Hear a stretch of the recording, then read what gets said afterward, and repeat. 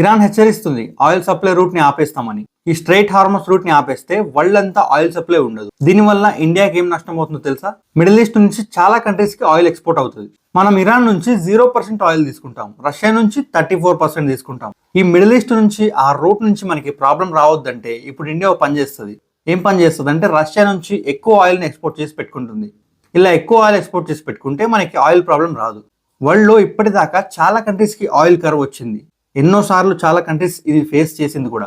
కానీ ఇండియా ఒక్కసారి కూడా చేయలేదు. ఆయిల్ కరువుని ఫేస్ చేయడమే కాకుండా కొంచెం తగ్గింది అనే పేరు కూడా రాలేదు. ఇండియా ఎక్కడెక్కడ నుంచి ఆయిల్ ఎక్స్పోర్ట్ చేసుకుంటుంది తెలుసా? సౌదీ అరేబియా, ఇరాక్ నుంచి 34% ఆయిల్ ని ఎక్స్పోర్ట్ చేసుకుంటుంది. ఇప్పుడు ఈ మిడిల్ ఈస్ట్ రూట్ ని ఆపేసినా మనకి ఏ ప్రాబ్లం ఉండదు. ఇండియాకి ఆయిల్ ప్రాబ్లం అసలు రానే రాదు.